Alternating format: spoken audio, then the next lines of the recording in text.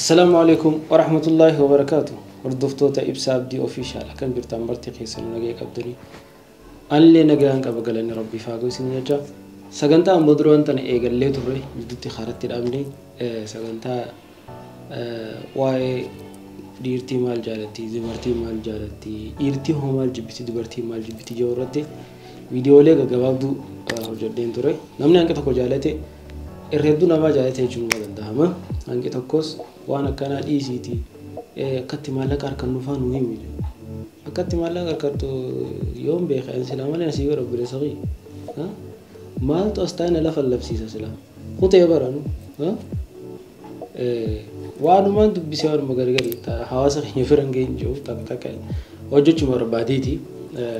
أكنا ماس جيزين جو دوبرتين أني هاسو تاك واشننين أناسو إرتنين أناسو تاك واشننين أناسو سون ديرك أم جتشو خيابتي قوتو نما هنجرو هند خينيا الرومتا خينيا كم ربي نما قوتو قدي هنجرو يوم بيو تساتاتي مالي سيقلتي هند خينيا ورينا نكمنا يجو خانا كبان نيف جبا ماري چومتي خانا كبان تيف جبا مطوري چومتي خانا كبان تيف جالتا ماري چومتي خانا كبان تيف جالتا مطوري چومتي أسرد أبني وان سريسو قبنا أسرد أبني وان تجاباتشو قبنا ورتي حاجة بانو جو چما في وان خانا هاسو عملي أبان خانا هاسو أبان خانا برئيسيو خانا كباتشو لبو ملا جلشو عملوتا أرى هاسو إنو خيسا عملوتا إرتي دوبرتي راجب بدو إرتي دوبرتي فودو في اللي خاتي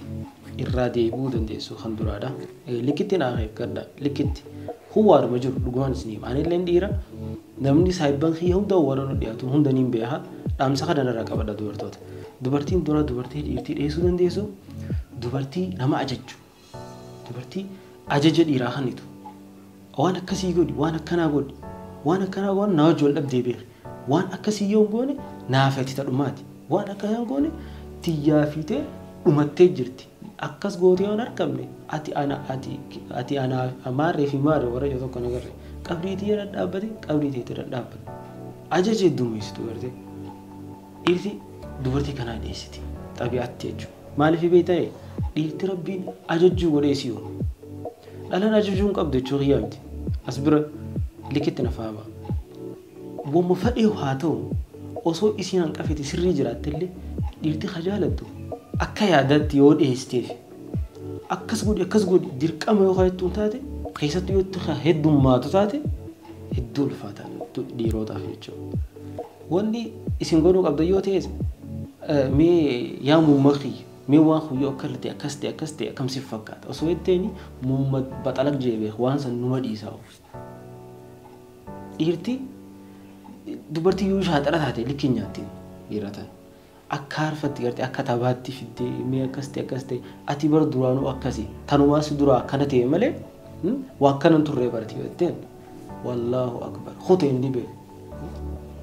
wali ganna qawana tiyete san dhiiseetu sibira takka waan san irrumaa deebi'e waan jira deebi'ette yoommoo ajajetti goote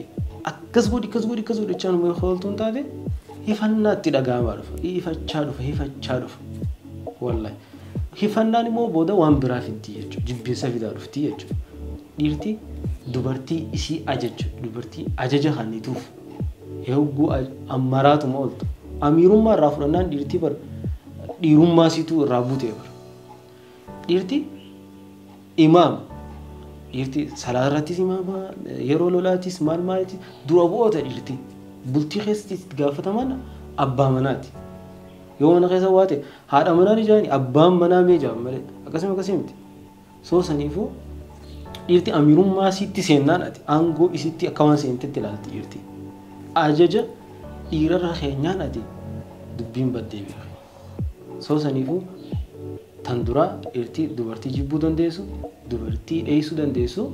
dubartii ajaja dhiiraaf kennitu dhiirti akkaan dheessanii qabxii lammaffaarra jira qabxii lammaffaadhaan amaloota dhiirtii dubartii irraa jibbitu dubartii amaloota kana qabdu dheessuu dandeessu qabxii lammaffaadhaan maali dubartii waan isaaf goote isarraa eeydu mas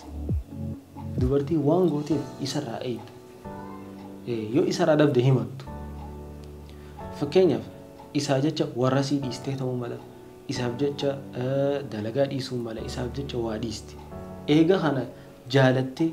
fadhinnaa isitiin gooteef booda isa irraa teessee eetti. Anilleen akkanaa siitee akkasiin siitee mi'aati wanni waan taate maaltu waa jira afaanuma banii taa'e achi taa'etti. Ala qalbii isaatirra deemte wallahi. Eega jaalattee goote eega waan isaaf goote fadhinnaadhaan gooteef irraan eegin. Inuma irraan eegin dhiirarra. Inni yoo fadhe haa godhu yoo wallaalee haa wallaalee dhiisu. Ati yoo himachaa dhufte yoo akkasiin sii godhe mi'aati wanni ati goote jechaa oolte. Sa'isiin waan naa goote narraa eeddi takka moo waanuma biraatiif naa goote jee yaanni isaatu gama biraa kutu danda'a. So saniifuu dubartii waan isaaf goote waan jaarsaaf goote waan jaalattee isaaf goote isarraa eegdu eegas immoo himatu hin barbaaddu jirti. Hidheessiti amala kana hedduu dheessi jirti. Qabxii sadaffaarra jira. Qabxii sadaffaadha amalota dhiirtii jibban keessaa dubartiirraa. Qabxii sadaffaadha tun hedduu fokkatti. Qabxii sadaffaadha leekkitti naa qalbeessa. Dhala qoosaa heddummaattu. Afaan direedhaatti ashoofa heddummaattu takka maal jaaniin hofla daangaa dabaree fi tapha daangaa dabaree fi kana qabdu qoosaa heddummaattu. Isatti wajjiniin taphadheettee keessa kuttee fakkeenyaaf yoo inni borcee qabaate yaa hagaraa dibbee yaa dumbulloo xiyya fa'aatti yaa jirkaana xiyya gabaabaa ta'e fakkeenyaaf yaa afaan banaa forroqee fa'aa taanaan yaa daafkaa xiyya yoo ilkee qabaates taphuma keessaa beeku wanna adin beene dhiirtii yoon arree jiraattees Allahu a'lam laakiin ammoo ni ulfaata wallaahi ni ulfaata hedduu ulfaata. Fakkeenyaaf yoo inni gurraachatee yaa bada dukkana mee khootu borcee xiyya mee khootu dumbulloo xiyya lama keessa fa'a hedduu ulfaata. Dhala qoosaa hedduma an dhala qoosaan irraa bareeddi jeetis yaadu akka mataa xiyyatti. Taphachuu maal kanaa miti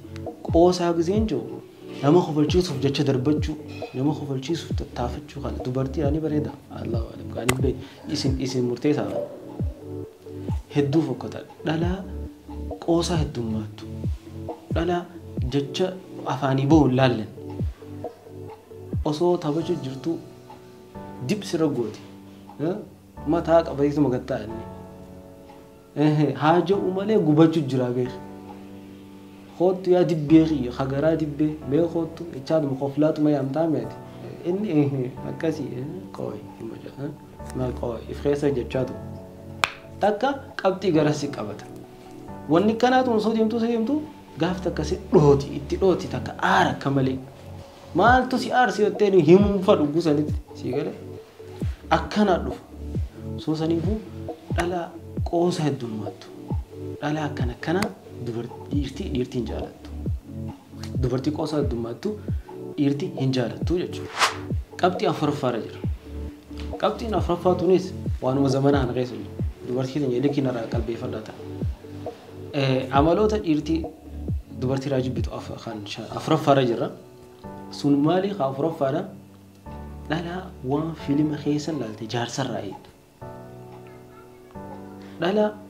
achi garagaltee fiilima hindii kana musalsala kana laalte turkii laalte teessee muummadirraa eegdi. Achi keessa guu fiilima keessaa san ilillii fidee fi dhufe kun jaakkeetaa isaa asirratti darbate ol seeni irraa quban qabu. Ish amma kunis jaarsa eegdi. Shaarukaanii fi maal kana laaltee dhufte muummad khaan akka ta'uuf barbaadde. Khadiir khaan akka ta'uuf barbaadde. Akka hindootatti gartee roomaansi fiilima kanarra jiru kana. Fiilimni bada iskiriptiidha bara. Warri fiilima sun dalaguuhu laayifii isaanii maal beedhamti? Laayifii isaanii haqiiqaan bara ta'amma jiraachuu jiran isaanii. Irra hedduun isaanii bultii hin qaban. Obboleeyyan irra hedduun isaanii bultii hin qaban. Takka torbaanitti jaartii jijjiiraa oola torbaanitti. Kana fakkeenya godhatti dubartiin teenya cinaan teessee.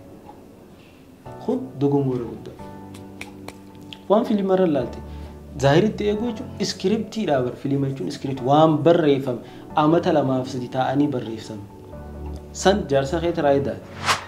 Ka dhiiraati illee ka musalsala laannuma jira beekaa dubartii qofaa miti. sunillee taa'ee yoo kadhalaarraa jaartii isaatirraa akkasitti ka'ee gutaate jaalala akkasii ka'ee guta adeero as deebii manaama jirta atiis dhalaan akkasii iddoo jiraatte manaama keetiraa ka'e bishaan fuudhanna qabarra akkasii hirribaa kaane hundoo ngora guddaa filimni filim laayifii dhugaatis laayifii dhugaati yoo taates waan achirratti agartan san ifiif waan san sirreessu takka immoo waan laayifii keessatti nagammachiisettee wal mariidhaan yoo waan akkana goone waan akkasii goone maal si fakkaata faajaanii akka yaadatti dhiyeessuu fa'aa taate malee walitti himanii wajjaasooni yoo vaakeeshina baane yoo waan akkasii goone waliin jechuun bareeda mataa keetitti illee abbichi yoo waan san qopheessee mee surprise akkanaa godhee yoo gammachiise yoo jechuun yoo kunillee ta'e bareeda laakiin ammoo teessee namarraa eeguun waan achi keessatti agarte dhalaan teessee jaarsarraa eeguun hedduu fokkota jireenya achi keessaa suniin zaahiritti jiraadha jette manaamaa beeku ni ulfaata liyaadhoo Itoophiyaa dirreedhaan Afrikaan laayifii as jiru jiraatta malee laayif ollaan kee jiraatu gartee hamuummat ol seenee jaartii hulbata dura darbitee hulbata isaa nyaateetu marafu kan faaceetii yejee ganama roomaansi illee beekne kun na duraa hiqimee dalagaan kuttee jeetuma darbee cookan kan wafaadha laayifiin teenya malee filima keessaa sun asittiin deebisan mana haqiiquma asooyinaa miti yoo tolchite abbaan tolchu abbaan haa tolchu abbaan itti yaadee laayifii mana keessaa roomaansi godhee bareechuu ni danda'a wal mariidha ammoo teessee kanumatti irraa iddeetuma maaluma fuudha kun ijee teessee ol fiigeetuma nyaatee itti darbuu malee kuban qabu maal teessee kanatti komachuun kun hedduu ulfaata soosaniifu dhalaa filima keessatti wallaate zaahiritti barbaaddu zaahiritti dhiirarraa hedduu dhiirti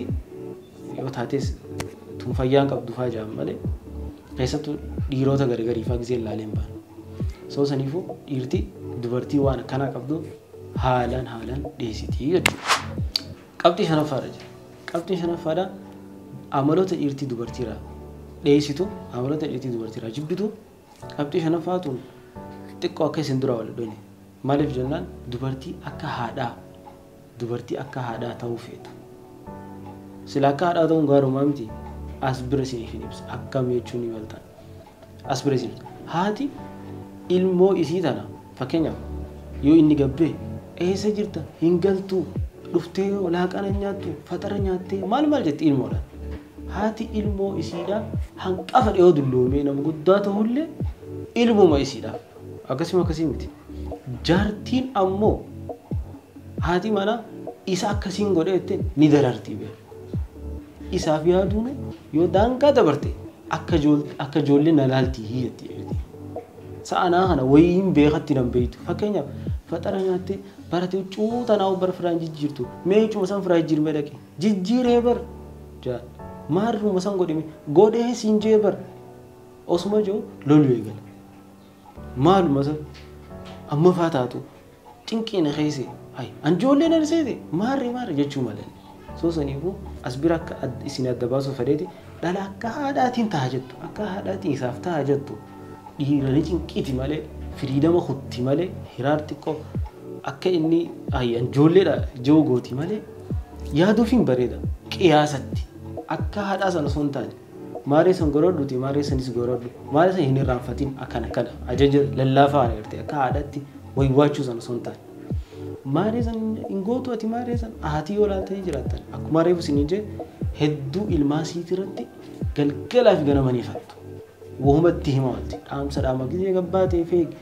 ala kana wahii jiraate adda baafadhu maal jetti jaartiirraa immoo akka haadhatti irraan bareedu akkuma jaartiitti irraa bareedaa jechuudha soosaniifu dhalaan akka haadhaan ta'a yoo jette xiqqoo irraaf qusachuun barbaachisaadha qiyaasumatti yaaduu fi qiyaasumatti itti himu qiyaasumatti kunuunsutu gaariidha kun waan ani asirratti arge waan isinii ta'e as keessa filattanii fudhachuun mirga abbaatiif as keessa namni waan kana qabu amaloota shanadhaan yaame kana namni qabu amaloota fokkotaa qabu takka ammoo aaree akkamitti kana jaajachuus ni mala kun waan namuu qabu tokko keessaa nama qabu abbaan fade amaloota tokko keessaa qabaachuun nama mala haa ta'u garuu yoo amala isaa kana sirreeffate irra bareedaadha yoo tolfachuuf yaale irra bareedaa jechuumaa fi sosaniifuu waan dhaggeeffataniif hedduu galatoomaa isinitti isin dheeressu